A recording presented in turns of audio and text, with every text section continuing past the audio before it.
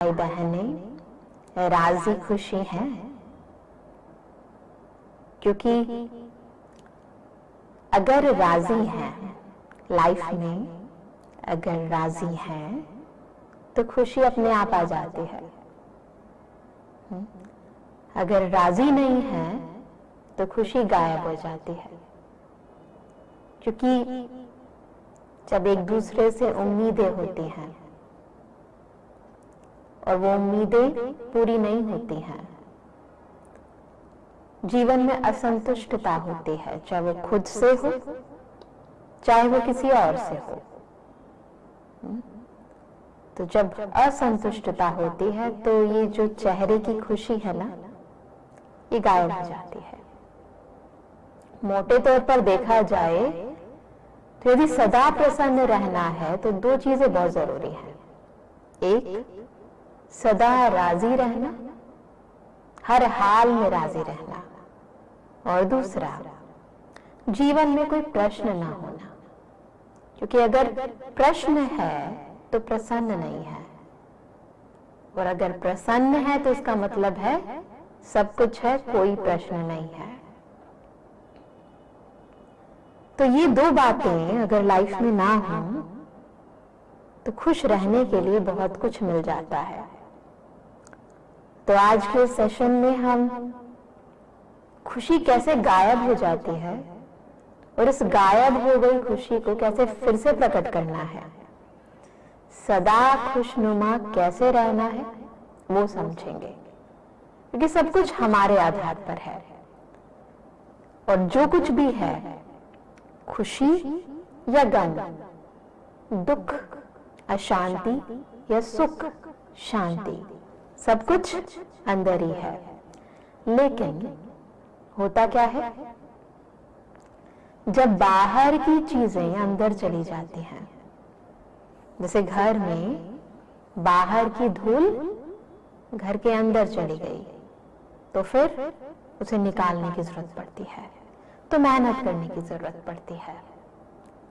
वैसे ही जब बाहर की बातें हमारे अंदर आ जाती हैं, फलाना क्या कर रहा है, वो क्या कर रहा है, उसे ऐसा करना चाहिए, उसे ऐसा नहीं करना चाहिए, है ना, वो सब बातें जब अंदर चलने लगती हैं तो क्या करती हैं, हमारी खुशी को ले जाती हैं। और फिर हम कहते हैं कि पता नहीं क्या हुआ, अभी अभी तो बहुत अच्छा था, अभी अभी किसी ने कुछ कह दिया, कुछ कर दिया, है ना, और वो जो कहा और जो किया सब बाहर किया, परंतु वो बातें मैंने जब अंदर ले गई तो क्या किया, वो तो अंदर आ गई, और मेरे अंदर की खुशी वो कहां चली गई, बाहर चली गई, खत्म हो गई, लुप्त हो गई। तो क्या करते हैं हम, अपनी चीज खुद ही खत्म कर देते हैं, कोई और नहीं करता है। ब्लेम मत लगाओ, क्योंकि बाहर की चीज को जब हम अंदर लेते हैं तो दरवाजा हम ही खोलते हैं, इंटरेस्ट हम ही लेते हैं, प्रश्न हम ही उठाते हैं। अच्छा क्या हुआ, फिर कैसे हुआ, ऐसे भी होता है। तो ये जो दरवाजा खोलते हैं ना, तो बाहर की चीजें अंदर आ जाती हैं। एक बहुत मुख्य कारण है खुशी जाने का, ऑब्जर्व करना अपनी अपनी लाइफ में, वो है दूसरों की कमजोरी को देखना, कमियों को देखना, अवगुणों को देखना। और जब हम देखने लगते हैं उस समय पता नहीं चलता, उस समय तो टेस्ट आ रहा होता है ना, अच्छा ये ऐसा करता है, ऐसे करता है, ऐसे करता है।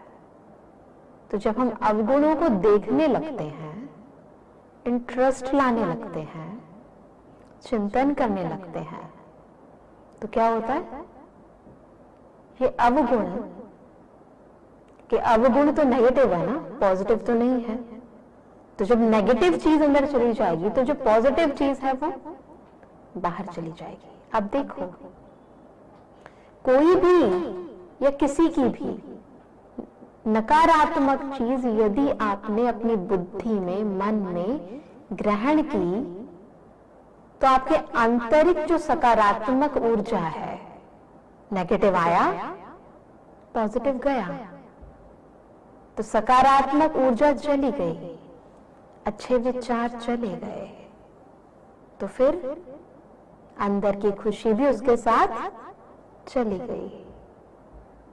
तो किसने किया ये सब कुछ? हमने किया, अपनी चॉइस से किया। अब आप देखते जाओ कौन कौन से कारण हैं जो हमारी खुशी को ले जाते हैं। परंतु कारणों के साथ साथ आज हम निवारण भी करेंगे। तो पहला निवारण क्या करेंगे? पहले कमजोरी देखने के जो संस्कार हैं हमारे, अपनी कमजोरी या दूसरे की कमजोरी, इसके लिए क्या करेंगे? चलो सबसे पहले हम एक काम करते हैं, आज अभी अपने भाग्य का चिंतन करते हैं। क्या करेंगे?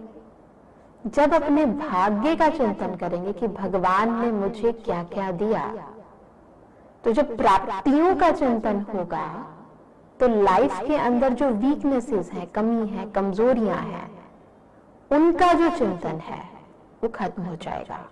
दूसरा, जब हम अपने भाग्य का चिंतन करेंगे, अपने को ऊंची स्थिति पर ले जाएंगे, तो दूसरों की कमी कमजोरियां देखना ये बहुत तुच्छ सा लगेगा, है ना? गंदगी देखना अच्छी बात होती है? अच्छी बात होती है? क्या होता है गंदगी में? मक्खी होती है, मच्छर होता है, कीटाणु होते हैं। अच्छा होता है? नहीं अच्छा होता ना। तो जब देखना, गंदगी को देखना, स्थूल रूप में देखना भी अच्छा नहीं होता, न मन के लिए न तन के लिए। तो फिर किसी और के अंदर की गंदगी को देखना, है ना, ये अच्छा होगा हमारे मन के लिए? अच्छा नहीं होगा ना। क्योंकि खुशी तब आती है जब अंदर सारी प्राप्तियां हो, और अपनी अंदर की इन प्राप्तियों को, इस खजाने को जो भगवान ने हम सबको दिया है, इसको हम खुद ही खत्म करते हैं। जैसे किसी के पिता ने अपने बच्चे को बहुत कुछ दिया और बेटा उन्हें वेस्ट गवाता रहे, तो एक दिन तो होगा ना, वो चला जाएगा, खत्म हो जाएगा खजाना। जब खत्म हो जाएगा खजाना, फिर बचेगा पता नहीं मैं क्या करूं, मैं बहुत दुखी रहता हूं, मैं बहुत परेशान हूं। अब ये सारी स्थिति ना आए उसके लिए क्या करेंगे? मैं दुखी रहता हूं। कईयों के पास स्थूल रूप से बहुत कुछ होता है परंतु फिर भी दुखी रहते हैं, खुशी नहीं रहते, सब कुछ होते हुए खुश नहीं रहते, है ना? होता है, बहुतों के साथ होता है ना? उल्टा जिनके पास होता है वो ज्यादा नाखुश रहते हैं। बहुत सारे एग्जाम्पल्स हैं, आज हम बहुत चिंतन, वर्णन और मंथन करेंगे इसी विषय पर। तो सबसे पहले हम क्या करते हैं? अपने भाग्य का चिंतन करते हैं। वहां मेरा भाग्य, वहां करें। देखो आप सबके मस्तक पर भाग्य का सितारा चमक रहा है। एक तो है आकाश के सितारे जो रात को चमकते हैं, और आप सभी चेतन सितारे, मस्तक के बीच चमकती हुई आत्मा, जिसकी किस्मत खुद भाग्य विधाता ने बनाई है। तो चिंतन करो अपने भाग्य का और देखो कि मेरे भीतर कितना खजाना छिपा है। तो सभी कुछ देर के लिए सब बातें छोड़कर महसूस करेंगे खुद को, एकदम मन को शांत करें, तन को शांत करें, मस्तक के बीच चमकते हुए भाग्य के सितारे को देखें, जिसकी चमक कह रही है कि इस सितारे की चमक अब सीमित नहीं रहेगी, दूर दूर तक फैलेगी। स्मृति मिलाएं, भगवान ने मुझे कितना अच्छा जीवन दिया है। इस जीवन का हर पल, हर संकल्प, हर बोल, हर कर्म मूल्यवान है। मेरे मन को दूसरों के प्रति अच्छा सोचने के संकल्प दिए हैं। मेरी बुद्धि को बहुत ही शक्तिशाली और श्रेष्ठ बनाया है, ताकि मैं व्यक्तियों को, परिस्थितियों को समझकर निर्णय ले सकूं। परमात्मा ने मुझे कितना अच्छा परिवार दिया है, अच्छा संग दिया है, किसी भी चीज की कमी नहीं छोड़ी। मैं उस परमात्मा का दिल से शुक्रिया करता हूं। वहां मेरा भाग्य, जो खुद भगवान हर मुसीबत में मेरा साथ देता है। मेरे भीतर कितनी शांति है, अनुभव करें। ये उस शांति दाता की देन है। मेरे ही भीतर सबको प्रेम करने की भावना है। मेरे ही भीतर आनंद है, सुख है, ज्ञान है।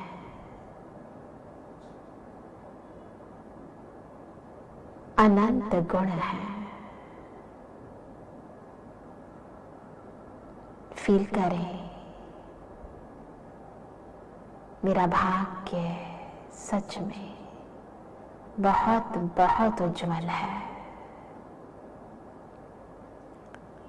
रोज बार बार जो कुछ भी आपको भगवान ने दिया है, हर उस भाग्य का सिमरण करें, याद करें और कहें वाह मेरा भाग्य। तो जितना जितना आप अपने अंदर की प्राप्तियों का गुणगान करेंगे, है ना, कमजोरियां जाती जाएंगी। हमारी क्या आदत होती है? हम कमजोरियों को देखते हैं, कमियों को देखते हैं, चाहे अपनी चाहे दूसरों की, और उसके कारण क्या होता है? हमारे अंदर की खुशी चली जाती है। सब कुछ है, एक चीज नहीं है, और उस एक चीज के पीछे वो जो है ना, उसको भूल जाते हैं और उसके पीछे पड़ जाते हैं। होता है ऐसे? और फिर क्या होता है? मेरी खुशी गायब हो जाती है। तो रोज एक और काम करना, अनुभव करना जैसे भगवान मुझे वरदान दे रहे हैं। वरदाता का वरदानी हाथ मेरे सिर पर है। रोज सुबह उठकर महसूस करना कि वो परमपिता परमात्मा वरदाता अपनी श्रेष्ठ किरणों से मेरे सिर पर वरदानी हाथ रख रहे हैं। और क्या वरदान दे रहे हैं? जो आपको चाहिए वो सब वरदान ले लो। विजयी भव, सफलता मूर्त भव, सौभाग्यशाली भव, है ना, सदा खुश भव, तो जितना जितना है ना इन वरदानों को भी बुद्धि में, स्मृति में लाते रहेंगे, है ना, स्वरूप बनते रहेंगे, आपको फील होगा कि ये जो मुझे मिला है ना, ये कितना बड़ा खजाना है। और ये प्राप्तियां ही, ये अंदर की प्राप्तियां ही खुशी का कारण है। खुशी बाहर है या अंदर है? अंदर को चाहिए खुशी या बाहर की चाहिए खुशी? बाहर की खुशी के तो बहुत सारे रिसोर्सेज हैं, है ना? किसी ने चॉकलेट दे दी, किसी ने गिफ्ट दे दिया, खुश हो गए। कोई फेस्टिवल आ गया, सेलिब्रेशन हो रही है, कहीं शादी पे जाना है, खुश हो गए। परंतु कितनी देर के लिए खुश हो गए? कितनी देर के लिए खुश हो गए? कोई गड़बड़ हो गई तो वो खुशी एक सेकंड में चली जाती है। जाती है? नई गाड़ी आई, खुशी हो गई। किसी ने ठोकर मार दी, खुशी गायब हो गई। तो आधारित है ये खुशी, टेम्परेरी है ये खुशी। लेकिन आपको तो खुशी टेम्परेरी नहीं चाहिए ना, कि चाहिए? कोई कहे कि ये सुंदर चीज ले लो और इसका कोई भरोसा नहीं है, लेकिन कभी भी टूट जाएगी, तो आप कहोगे क्या फायदा इसका, है ना? क्योंकि हमें अपने जीवन के अंदर जो भी सूक्ष्म चीजें चाहिए वो टेम्परेरी नहीं चाहिए, परमानेंटली चाहिए, सदा काल के लिए चाहिए। लेकिन हम फिर भी इन टेम्परेरी रिसोर्सेज के पीछे, व्यक्ति के पीछे, साधनों के पीछे भाग रहे हैं, खुशी ढूंढते जा रहे हैं और मिल नहीं रही है। सोचते हैं शायद इससे खुशी मिल जाए, जैसे टीवी पर ऐड दिखाते हैं, किसी ने फूल दे दिया, आप खुश हो गए। फिर क्या हुआ? उसने दिल तोड़ दिया तो फिर क्या हुआ? खुशी भी गायब हो जाती है ना, बहुत टेम्परेरी हो जाती है। तो जितनी देर तक ऐड है मुस्कुराते रहेंगे, जब तक फिल्म देख रहे हैं मुस्कुराते रहेंगे, रोने का सीन आया तो रो भी पड़ेंगे। तो ऐसी चाहिए? ऐसी तो नहीं चाहिए ना। मुझे याद है कुछ समय पहले एक बुजुर्ग अपने जीवन की दास्तान सुना रहे थे, आपको भी सुनाते हैं, देखना कहीं वही दास्तान हमारी तो नहीं। बुजुर्ग बता रहे थे कि जब मैं बहुत छोटा था तो मेरी जो मदर है वो मुझे छोटी छोटी बातों पर रोका टोका करती थी। ऐसे तो सब कुछ था, पर फिर भी होता है ना, हमारा इच्छा होती है कि बेस्ट खिलौना हमारे पास हो। खिलौने तो सब होते हैं, परंतु हम चाहते हैं कि सबसे अच्छा खिलौना मेरे पास हो। तो वो जो बेस्ट पाने की इच्छा थी, और वो जो मम्मी मुझे बार बार रोकती थी, टोकती थी, यहाँ ना जाओ, ऐसे मत करो, वैसे मत करो, मुझे बिल्कुल अच्छा नहीं लगता था।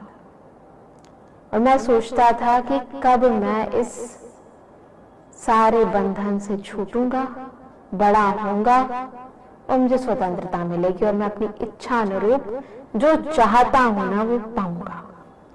बस मेरी इच्छा यही थी और मन में यही बात थी कि जब ये हो जाएगा ना तो मैं इस संसार का सबसे खुश इंसान हो जाऊंगा।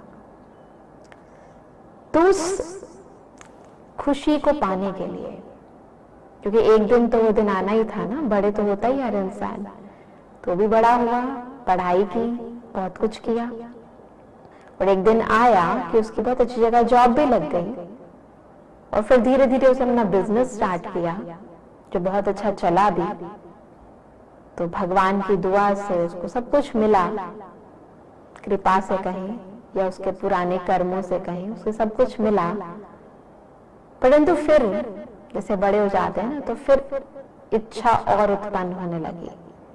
उसकी इच्छा थी कि मैं अपने दोस्तों से भी ज्यादा अमीर हो जाऊं। उसके लिए उसने दिन रात मेहनत करी। उसने खुद बताया, मैंने दिन रात मेहनत करी, ये किया वो किया, अलग अलग तरीके यूज किए। करते हैं ना लोग अपने बिजनेस को डेवलप करने के लिए। तो रिश्वत भी खिलाई और भी झूठ बोला, कुछ ना कुछ तो करना ही पड़ता है। तो अलग अलग तरीके से किसी को धोखा भी देना पड़ता है। उसने वो सब कुछ किया और अपने बिजनेस को काफी एस्टैब्लिश किया और काफी धनवान बना। और फिर एक समय आया, उसकी शादी भी हुई, उसको अच्छी वाइफ मिली, तो सुंदर भी थी और काम भी सारा करती थी, उसका कहना भी मानती थी।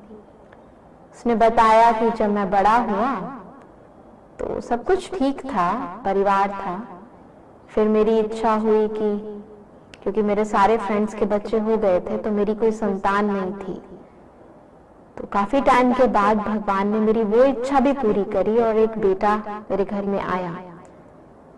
फिर अचानक से मेरी वाइफ ने कहा कि अभी आप सब कुछ संभाल रहे हो, आप ही देख रहे हो, तो आपके फादर का घर में क्या लेना देना, आप उनको कहो कि आप जाओ तीर्थ, हम लोगों को यहाँ पर आराम से रहने दो। तो कहता है कि मुझे लगा मेरी वाइफ जो कह रही है वो ठीक है, अब बड़े बुजुर्गों को तीर्थ चले जाना चाहिए। तो उसने कहा कि मैंने अपने फादर को ऐसे कहा, फादर को बहुत बुरा लगा और उसने कहा मैं नहीं जाने वाला, ये बिजनेस भले तूने खड़ा किया है पर मैं भी हूं यहाँ पर, मेरा भी धन लगा है इसके अंदर, तो मैं नहीं जाने वाला। तो उस दिन मुझे लगा कि ये कैसे पापा है मेरे जो कहना ही नहीं मानते। मुझे उनका होना खलने लगा, मुझे उनकी अच्छाइयों में भी बुराई नजर आने लगी, क्योंकि दृष्टिकोण ही ऐसा बन गया कि ये ठीक नहीं है। मुझे उनकी हर बात के अंदर कमी कमजोरी नजर आने लगी, उनके हर काम में नुक्स निकालने लगा। और ऐसे करते करते मेरे मन में आया कि ये क्यों नहीं चले जाते, तो माइंड में ऐसे चलने लगा। और फिर एक ऐसा समय आया जब मेरे पिताजी बहुत बीमार हुए और वैद्य ने कह दिया कि भाई अभी जो है इसका समय आ गया है, तो आप जो है जो भी इनको इच्छा हो इनकी और जिस किसको मिलना हो मिल ले। तो उसने अपनी बात बताई कि ऐसे ही हुआ मेरे साथ, और मैंने अपने सारे रिलेटिव्स को बुलाया, सब लोग उनसे मिले, मैंने अपने पिता का बहुत ही अच्छी तरह विदाई करी, सब कुछ किया। उसके बाद मेरी ये भी इच्छा हुई कि काश मेरा एक और पुत्र होता, ताकि मेरे दोनों बाजुएं दोनों बलवान हो जाएं, मेरा बिजनेस संभालने वाले मेरे बच्चे तैयार हो जाएं। सब कुछ मिला, जो चाहा वैसा ही हुआ और समय बीतता गया, सब कुछ अच्छा था और समय बीतते बीतते मैं बुजुर्ग हो गया।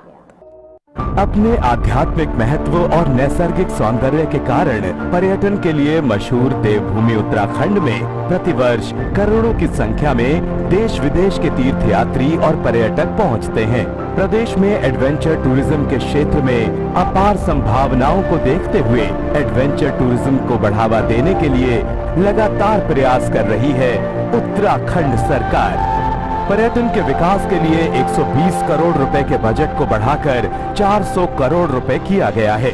प्रदेश में river rafting, trekking, bungee jumping, paragliding, hot air balloon जैसे तमाम एडवेंचर स्पोर्ट्स को और इस